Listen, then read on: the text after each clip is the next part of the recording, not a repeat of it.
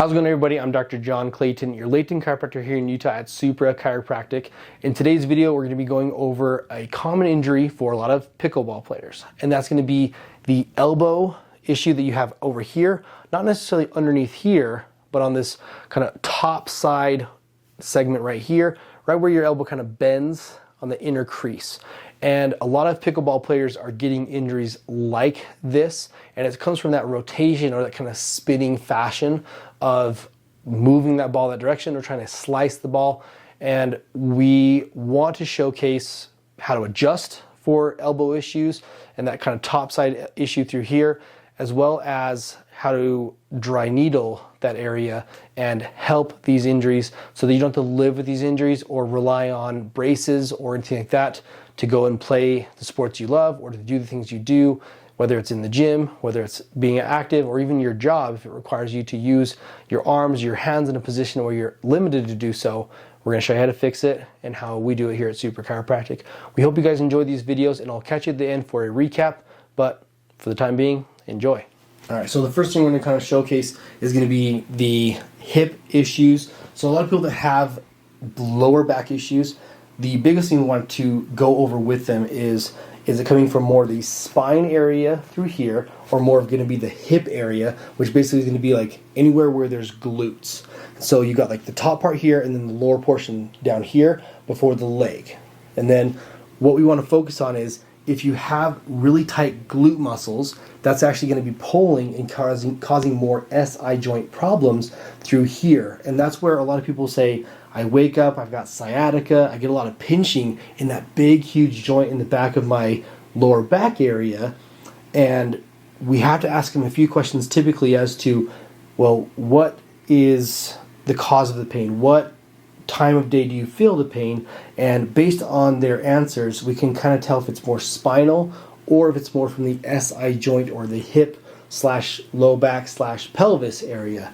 So whenever someone has chronic low back tightness or even hip or low back, back of the pelvis tightness or pain, instability, kind of sharp shooting pain, what we want to focus on is the glute muscles. And so you can kind of divide, if we look from this angle here, the hip bone or the SI joint's going to be right here. It's a very long joint. So if we follow up here, kind of a diagonal, there's the top of the bone right here, and then there's the lower portion here. We're about 2 inches of a joint. It's a very big joint. And so you have to have very strong muscles near this joint as well, particularly for this area. It's going to be the gluteus medius, which is right here. That controls moving the leg outwards like that, right? And then you've got the gluteus maximus right here in the middle. And then this one goes into hip extension, so pushing your leg backwards like this. And the reason why most people have tightness in these is because they cross their legs or cross their ankles when they're sitting or standing or sleeping. So what we want to focus on is showing you how to work on these muscles. And if you're at home, a lot of people say, can you use a massage gun? Yes, you can use a massage gun, but most people, what I find, if it's your legs, it's super easy to do the massage gun on legs. But when you're working on hips and back, things through here, people tend to tighten and kind of resist your pressure when using a massage gun through these areas here.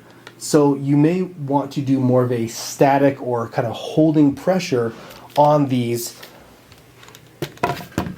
to actually provide the person that you're helping with relief. So what I have found is we want to come to, we're going to show you on kind of this side here, but I'm coming to the top side here.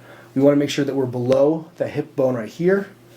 Go to the muscle here, gluteus medius. I'm going to take my elbow, bring it right here.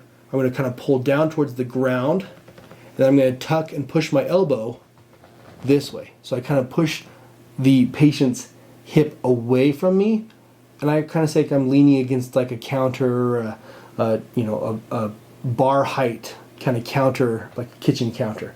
So I push and hold this through here, and some of the things I'm looking for when I do this is, am I getting a twitch response from that area through here? So if I see the muscle actually quiver and shake, through here. That's that twitch response we're talking about.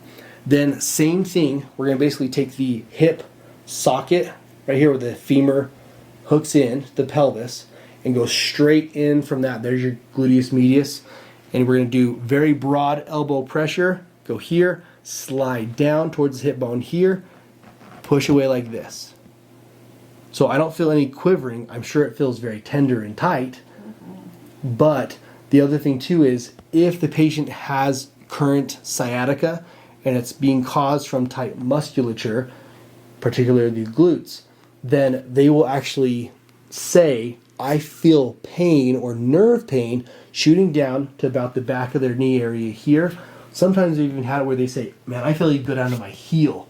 And usually that reaction is going to be sciatica. So we want to address the glutes because obviously if I can push on the glutes and cause the patient to experience sciatic type reactions, then we know that the muscles are a big portion of this. And that's why I see a lot of times why I dry needle this area so often on patients, because we have to release the muscles. And like you've seen in those videos, how long those needles are. These are a very thick muscle because they have to basically hold and move and control one of the strongest joints of our body, the SI or sacroiliac joint.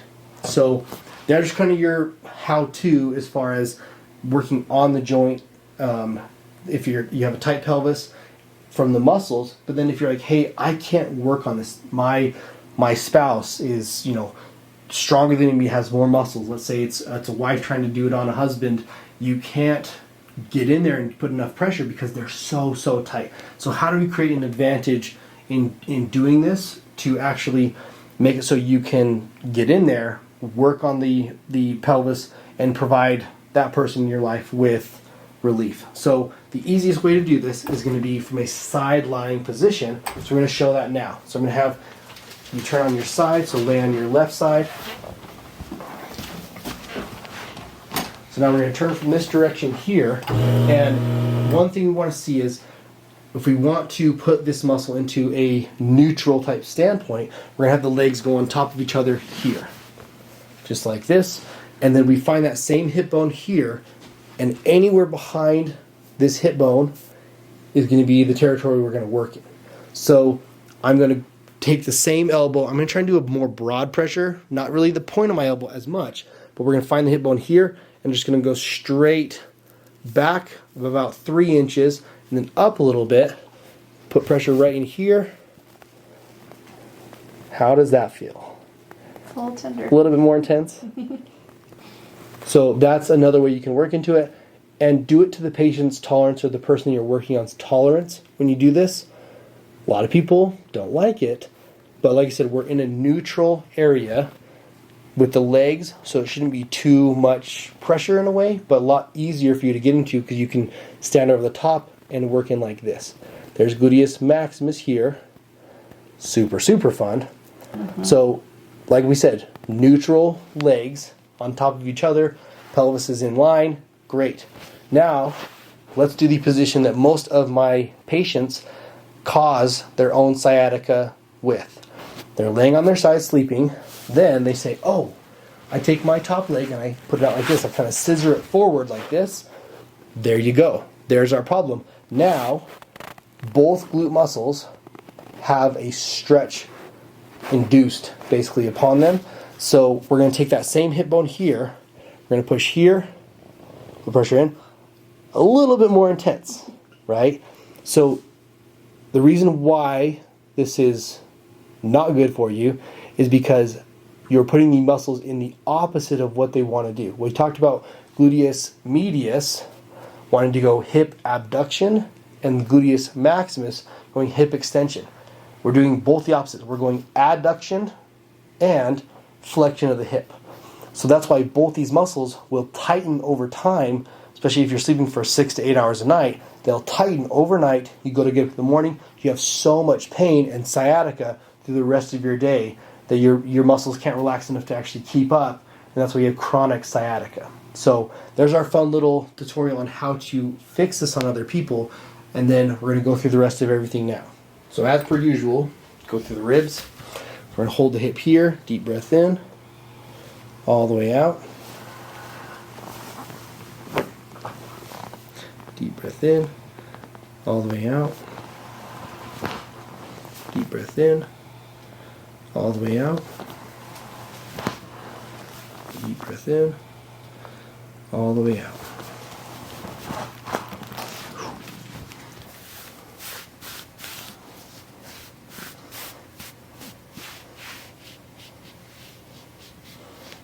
Got those fun ones again over there, man. Jeez. Those are not the fun ones to put back in. Must be working too much. So, okay. So with these ribs here, it's that crazy one where you have to breathe in, hold your breath, adjust, breathe out, adjust again. You ready? Yep. Okay. Deep breath in, hold the top, all the way out.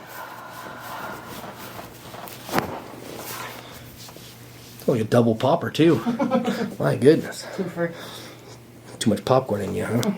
Deep breath in here, hold it, all the way out, all the way out.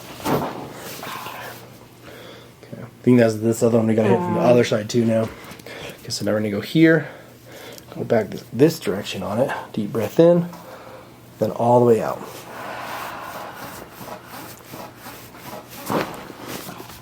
That is a stubborn one.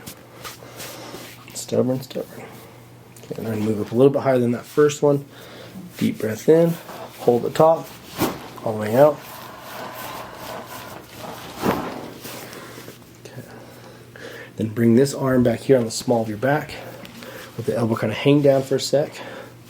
Okay. Deep breath in, hold the top, all the way out. That was a solid one there. Oh, yeah. Perfect. And relax the hand down. I think we found our culprits over there. Man. And then we'll switch, and then you'll give me the adjustment afterwards. Oh, yeah. Got this. Perfect. I need the same thing, so perfect. Okay. Deep breath in, all the way out. Deep breath in, all the way out. Deep breath in, all the way out. Deep breath in, all the way out. Okay, I'll try one little bit different. Deep breath in, all the way out. Oh, so tight. My gracious. Deep breath in here, all the way out. Let that one relax. Yeah, we'll try that from a different angle too. That one's super tight through there. Deep breath in here, all the way out. Deep breath in here, all the way out. Deep breath in here, all the way out.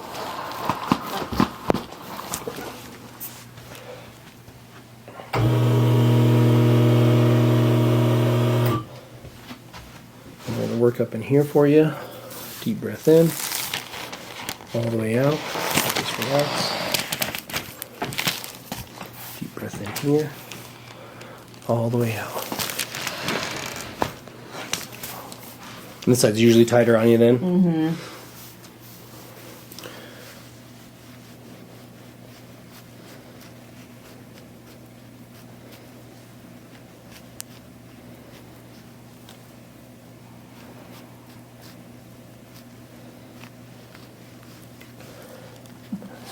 Might be from those ribs too. Bring this arm back here for me. Okay, let the elbow kind of drop down a little bit. There you go. Okay. Just gonna bring your head down just a smidge. Okay, I'm gonna do that same one, so you'll do the breath held in, and then the breath out. So deep breath in, hold top, all the way out. It's hard not to slide you. So, sorry, one below it, deep breath in. Hold the top, all the way out.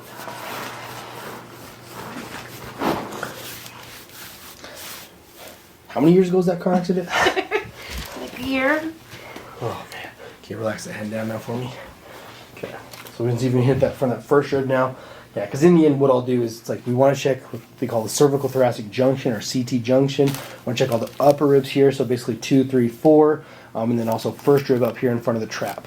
So now we're going to go to trap, lift that up. Now we'll give that first rib, deep breath in, all the way out. So let that wiggle a little bit here. Let it relax. Let it go. There's all of it. Yeah. Deep breath in here. All the way out. Let it relax. Let it go, let it go, let it go. Just a little guy. Yeah. Way more issue over there. Okay. Perfect.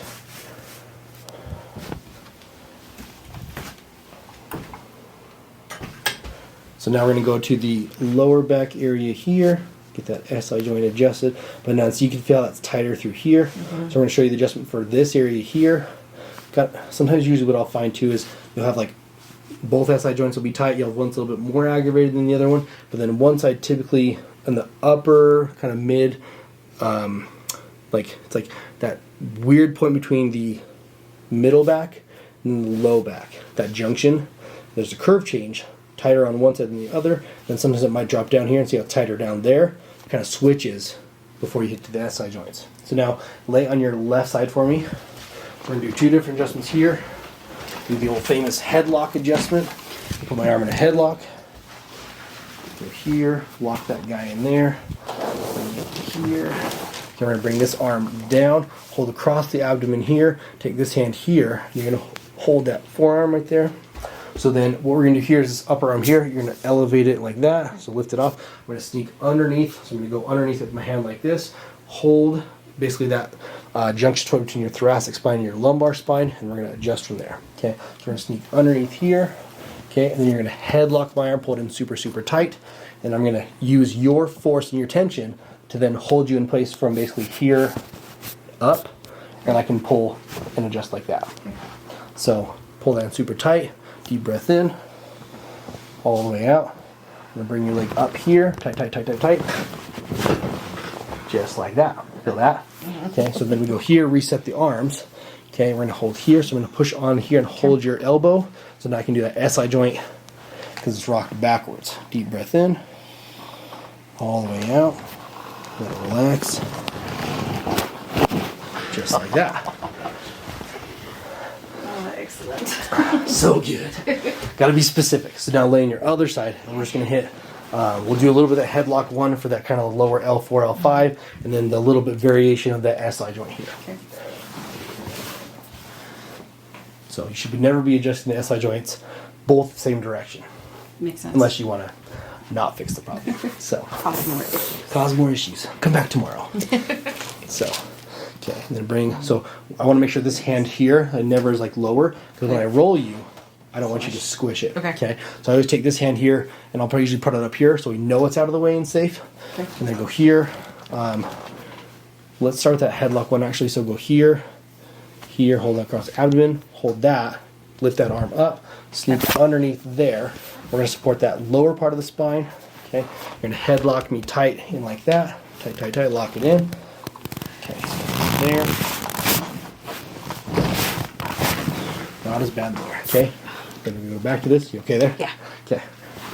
Let me know if you get Charlie horse or anything. I feel like they'll either get like a adductor one or their quad will cramp up a little bit. So because most people don't do this position. Right. So deep breath in, all the way out. Bring this hip up. This here. Okay. And lay on your back. Now, the fun old hip pull. Let this relax here. We'll hold here, let it relax. Just like that. Here. Let this relax here. Perfect. Scoot back up. Scoot back up. There'll be a lot of that right now.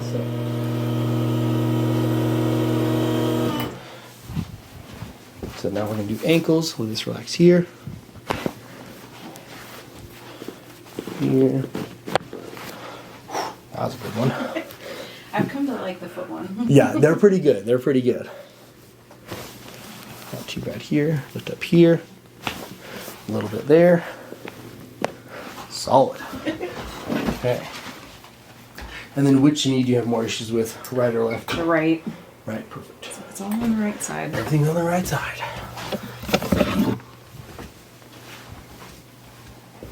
See, the running joke I have is, does your husband sleep on the right side of the bed? He does. Oh, there you It's go. his fault. It's his fault. Blame it on him. Blame it on him. So the way we want to do this, typically you want to do it if you're going to be doing it yourself or have someone do it on you that's kind of learning how to do this. You want to have no layers on, so they go in your skin. So there's nothing for your kneecap to slide underneath, such as like a fabric layer, right? But for this, I don't need to do that. I do this all day long. So what we want to focus on is if your quad muscle is stronger and overly developed in comparison to your hamstring or the lower muscle here, then you're always going to find that your kneecap is being pulled up a little bit higher. So the way to help with this issue is find the knee joint. Your kneecap, its job is to protect the knee joint, especially when you're kneeling, stuff like that, right? So if I feel where your femur and your tibia come together, there's the joint right there. See how if I push there, there's no kneecap over the top of it at all? Your kneecap is way up here. So what we need to do is reinforce where the kneecap should be. So what we do is I hold right above the kneecap, and if I push down and slide down, see how I can move your kneecap lower? Feels a little bit weird, but it works. Now what we have to do is basically have you fight and resist me pulling your kneecap down by tightening this muscle here. The way you do this is I say kick a soccer ball like this. Okay. It'd be very hard to though, right? When I put that resistance in. So if I hold, and I gotta really hold it because I cannot let your kneecap slide underneath my hand. Okay. That's why I said do it with on the skin, unless you know how to do this and you're good at it. So we're gonna go down, slide the kneecap down, reinforce and hold. Now lift your leg up. Oh. There's that feeling. Okay, hold it for a few seconds. Let it relax. Okay, and then I can let go. If I let go quick, it goes boom like that. It's a bad day. Okay. Painful. Okay, so we'll do it one more time. Let it relax for me. Okay, we're gonna go here. So make sure this is underneath there. Make sure there's something underneath your knee as well, so we don't hyperextend it. Okay. We're gonna go down and down. Resist. There it is. Don't love that. No one does. Oh my gosh, no one loves this. And let it relax.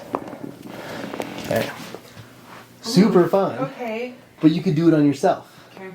It's just not very fun. Yeah. But when I've shown people this issue for knee problems, specifically problems in the front of the knee or relating around the kneecap, this is the majority of the issue. Okay. And then to counter it, if you said, well, what are things I can do other than this exercise itself? Strengthen your hamstrings. Okay. If you strengthen your quads, you'll make it worse. Yeah. It'll keep pulling it higher and higher. No matter what you do, you have to strengthen hamstrings to create the proper stability of your knee. Okay. So now we're going to the fun culprits, the arms. So we're going to go here. Yeah, you can definitely see that swelling through there. So we're going to let this relax here. Let it go, let it go. Let it go.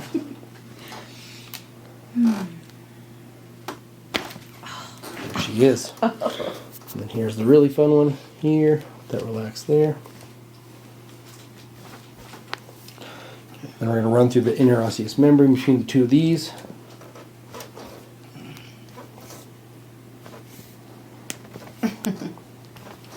Then wrist. Thumb. Thumb again.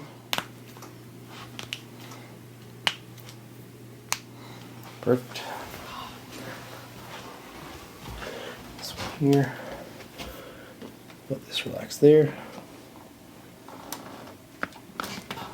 I was like on the way out. It was out on the way out the door, man. It was ready to go. Let that relax there. That's what that one needs to do. Yeah, I just, again, the right side. Keep up with the game over here. Come on, right side.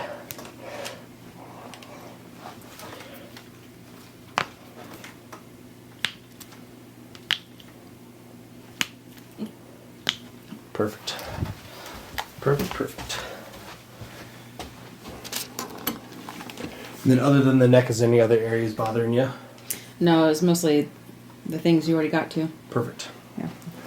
There's not much else to work on. So then we'll do the needle. So the best part. No, the adjustment's the best part. We'll keep it that way. So, here. So, and the other thing too, like you mentioned, with that car accident, kind of the question of why I'll ask people is, so what was your head doing when you had that car accident? And so because you were looking to the right to do a right turn, and you were impacted from that corner here, you're most likely going to be pushed kind of this way and this way. Okay? Or if your head, depending if you're looking down like this, it's going to reinforce that impact there and shove your head that way. Or it could reinforce the rotation, right? But because it happened so long ago, it's not really a fresh injury. We don't truly know, but then we can do kind of an assessment and see. So if I feel where your skull is here, the very back of it, feels like that left side is very smooth, and that right side is kind of more rocky and has more of a ridge to it, right? So over here you've got like we'll use Utah territory. You got the Great Salt Lake and the plains, the flat, and you got the Rocky Mountains over here on the right. Okay, so go off of landmarks here. Okay, do you feel that same thing? That rocky ridge, and then flat and smooth, easy peasy. Okay, we're going to do an adjustment specifically for this one. It's a little bit intense. It's just an occiput or skull adjustment on one side, and because we've done the examination like we just showed, we don't need to do it on both sides. Okay. Right. That's the issue that we see on YouTube is explain why you're doing a occiput or skull adjustment or magic hug adjustment on both sides. When if the problem is only on the right side, why would I not just adjust that side? Why would I then go to the other side and then undo what I just did to fix the problem? Doesn't make sense. So now what we want to do is we're going to start with the neck area, because if I did the skull one first, you'd be like, I'm checked out, I'm good, because it's intense. So we're going to go here, let this relax here. We're going to start with that upper neck, that relax here. Then I go over here, let this relax from there, drop it in. Perfect. So then what we're going to do here with that skull one or occiput is we want to adjust the motion back into that right side. So if I take your skull and I kind of scoop it like this, that motion like scoop it, see how it's fairly easy on that side here. But if I scoop it here, see the difference in resistance? So it should scoop and should scoop easy on both sides. It does not on that right side. And it should be something that you can tell as well as the patient. Like if I explain it, you should be able to hopefully visually understand it. But if not, you should be able to feel the difference in the difference of the two, right? So the way we do this here is we're going to do an occiput adjustment. I'm going to stand in this direction here and then adjust the skull this direction with your head turned to the opposite side. We're basically undoing what that car did to you when it hit you all those years ago, right? We got to undo the damage. That sounds terrible. Super fun, right? Sounds terrible, but okay. So fun. Let's do it. So it may slide you up a little bit too because my angle of how I adjust you is that direction too. Okay. So we'll just make sure you don't hit the wall. Call it good. Okay. You need a helmet for this? Yeah. We both do. So I'm going to go to the side here. So I put my hand underneath your skull here. Kind of hold the chin there. Okay. Then my arms are going to be right here on your shoulders. Okay. So I'm going to go right here, scoop right underneath here for you, like here, and then we're going to lift that direction. Okay. Deep breath in, all the way out. Let it relax there for me. Let it go, let it go, let it go. Let it go, let it go. Did like that. Pretty intense? Yeah. But feels better. It's a game changer. Yeah. I feel like I can relax. Hopefully, right? Yeah. You can still move your feet though, right? Yeah, we're good. Oh, okay. I can wiggle those. Yeah, we're good. Yeah, I can't feel my feet. Like that happens sometimes. Just kidding. No. Yeah, I found that a lot of times people that have chronic tight shoulders as well, it radiates up to their neck. They get a lot of headaches as well. We'll have the same exact theme. Well, and even the jaw clenching too. Yeah, jaw as well, and that's why too. Like we'll adjust the jaw too. Okay. Just right into the jaw, go into the mouth, do whatever we have to. So yeah, but awesome. So we're gonna go and drive the needle through the forearm area here, and so the biggest thing is we want to identify where the patient's having a problem. We know it's kind of coming from this extensor side. Part of it is the area here where the brachioradialis is, but then we're dealing with mainly these branches of the extensors that come through here. So the big one, more through the pinky and ring finger, is going to be this little tiny extensor digiti minimi. So we're going to go through this line here. We get a lot of swelling through this area here. It is not bursitis. It's going to be mainly through these extensor muscles, and we find that most people have a weakness of the extensor muscles and a strength or dominance in the flexor muscles, because most people are doing stuff with their hands down or their wrists down, such as typing. So we're going to go through this line here. We have the radius right here. We're going to have our radial nerve traveling right above. So we're going to go right next to this point right here. And we right above the nerve here. Just go in.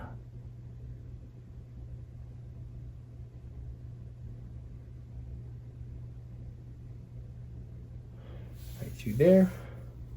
Then we're going to run down through our line because we want to hit that extensor digiti minimi.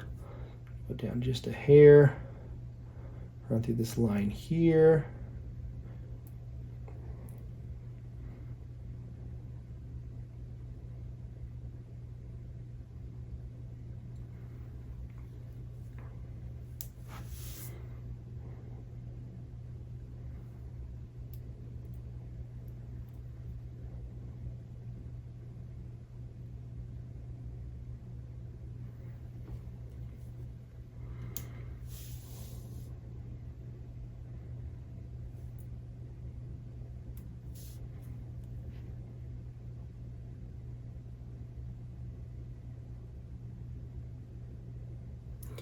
So these muscles are not super deep, so we're not going for a ton of depth in this area.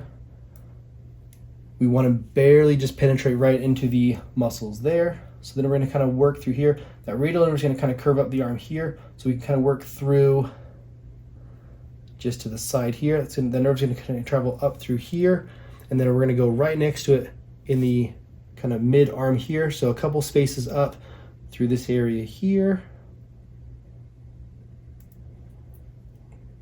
And these ones, we can go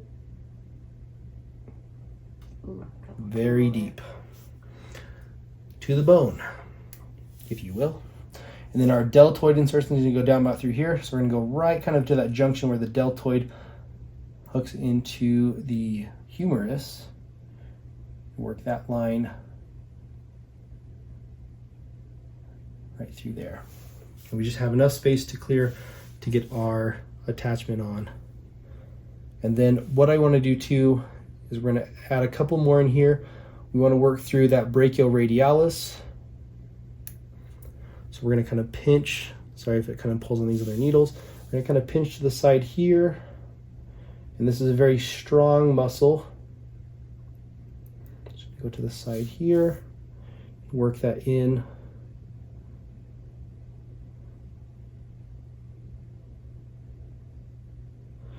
And through there. And then because we have a lot of swelling through here, we just want to be mindful of the anatomy. And so we're going to go just below right through this line here next to the bone and find kind of our biggest point of swelling here. Then I'm going to angle it a little bit down. So we're going to get through major areas where these muscles travel without getting too much depth to irritate any nerves.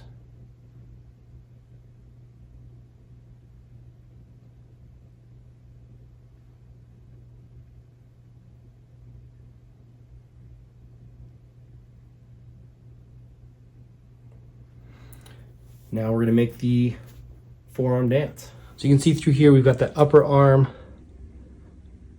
needle right through there. You can see those needles switching just a little bit. And we work our way down.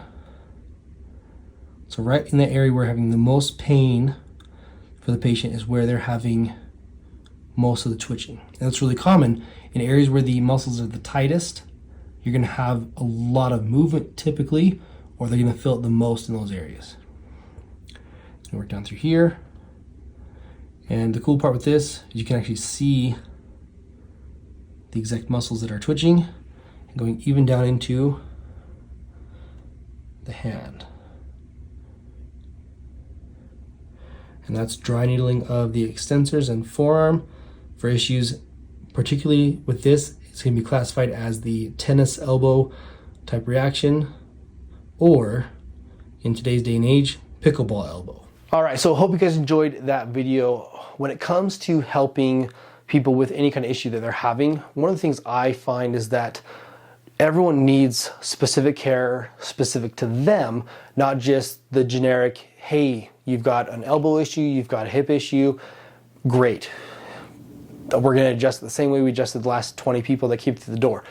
No, that's not what we do here. We want to look at the specific issue, and that's why I ask so many questions to the patients, usually before I see them or during the examination process on their first visit, is what exactly caused this issue, or if they're not getting better, how different can we make this specific to you, because I need to understand better how to help you. And just like in this case here with this patient, they mentioned before this adjustment, I've adjusted them a few times, but they said, we had a car accident a few years ago where I got hit and then I had another one, within a short while.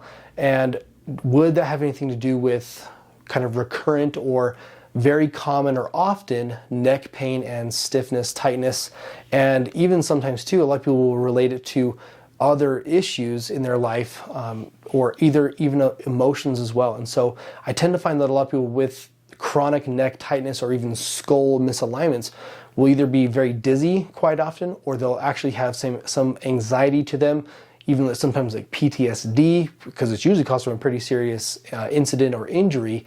And so we have to address this specific to that patient. And so when the patient expressed this to me, I said, okay, we need to look at the skull, because they said that they were in a car accident, their head was turned to the side, and then they were hit from the behind. And so we have to take the mechanism of how that would impact the body and then adjust counter to it to actually fix the issue and return them to normal, like you saw with the occiput or skull adjustment for the patient. And so then after we did that, we went through and did the dry needling of that forearm area. And one of the biggest things that this patient expressed is that when I'm trying to grab something like a backpack or something with a handle, I can't do it. My hand feels like it wants to let go, but I'm not telling it to let go. And so with this issue, it's going to be the radial nerve, and what that's going to control is that grip strength of your arm. And so we do that adjustment of the radius bone.